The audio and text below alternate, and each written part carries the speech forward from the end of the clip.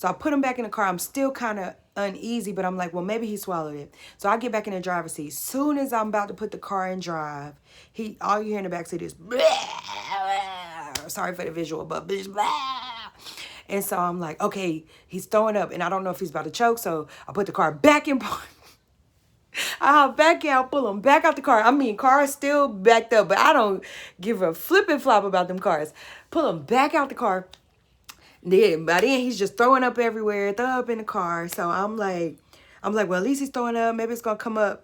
So he throws up a little bit more. By now, the car behind me was like, oh, hold on, I'll get to that part. Okay, so I look back in the car and there's a piece of apple maybe about this big in the car. So I'm like, okay, well, that's what he was choking on. So maybe just him throwing up is just his body just ejecting everything, because, it's just done. So after all that happens, I wipe the car down as best as I can. And then I put him back in the car and I'm like, let me move out of these people's way. So the whole time that all of this was happening, all of my dance class was like lining up behind us because everybody was about to pull out of the parking lot. Do y'all know during this whole event of me standing out there with my son, nobody moved, nobody said anything until like a little bit later, but I'm gonna get to that part. Nobody honked a horn, nobody went around me, nobody said anything rude or nobody did anything. It's just like in that moment, everybody just gave me time and space to work out whatever was going on. So in between me putting Noah back in the car before he started throwing up, a lady behind me, she said, do you need a nurse? Is everything okay? And I said, no, I think I'm okay for now. And then I get back in the car, and then that's when Noah started throwing up. So I pull him back out the car. At the time that I pulled him back out the car, maybe a couple of cars back, somebody said, what's happening? Are you okay? Do you need help? Can I help you? And I said, my son was choking, but I think that he's okay. And they said, okay. But not one time during any of that did anybody go around me, pull off, panic, scream at me, yell. Like everybody was just there and present in that moment and giving me an opportunity to save my son's life. It was like the weirdest moment ever because although I was encapsulated, I don't know, although I was just bubbled into that moment of trying to save my son's life, I was still kind of aware of what was going around me, and it was so quiet. I was just like, and I was panicking in my mind, but I was calm. Because I turned to my son, I said, I'm scared. I need you to at least tell me what you swallowed so I can help you. And he, in his panic but calm mode, told me I by accidentally swallowed an apple and I didn't chew it first. And in that communication, I was able to act appropriately. And I'm just so thankful because I can't live this life without my son. Like,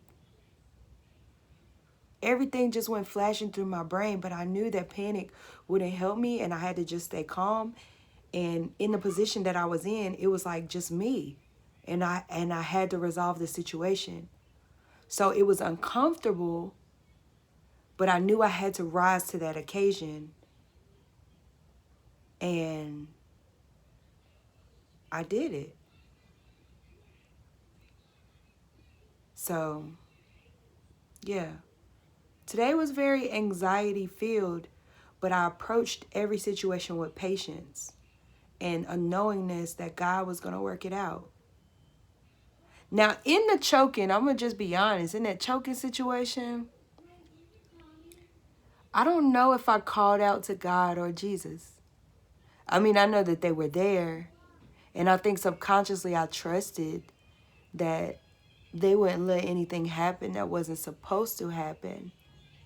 But I'm not sure if I called out and leaned on my faith in that moment.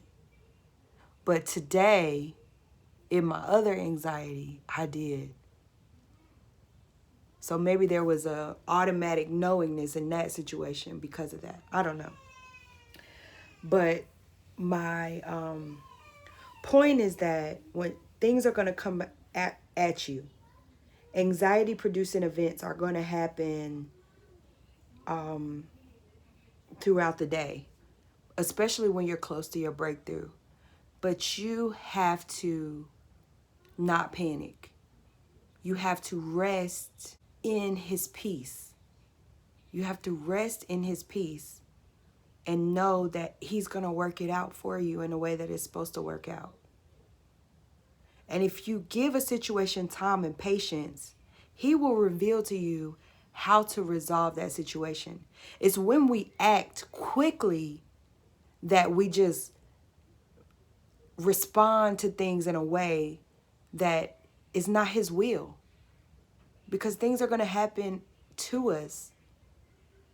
And things are going to naturally raise our anxiety. There's never a time that you get over anxiety producing situations. You just better learn how to deal with them. Not like you better learn how to deal with them. Yeah. So when anxiety comes against you, rest in his peace and wait for him to reveal how to respond to the situation. Stay calm, because how it's supposed to work out is how it's going to work out. And you got to trust that, and you got to know that. And that has to be your approach. So that was my day. Whew. Just one of it. But there's a lot of things going on, but I'm still staying patient, and I'm staying calm, and I'm resting in his peace. I took me a nap today, an hour nap, because I was overwhelmed. Like this. Shh. Shh. Okay. And when I woke up, I felt better, and I went to workouts, and I left it all. That, now that I think about it, I was like, dang, I killed workouts today. Now that I think about it, that's why. Because it was a lot going on today. I had to leave that somewhere. I find when I need to leave things somewhere, like I used to leave the things in unhealthy places. Now I leave the things in the gym or on the treadmill. Yep. In the weight room. That's where I leave things. That's where I go, release those emotions in a more healthy manner. So that's my things today. I'm about to go cuddle up with these kiddos for a few before they go to bed. And yeah, I'll see y'all tomorrow. Peace. Let me stop playing.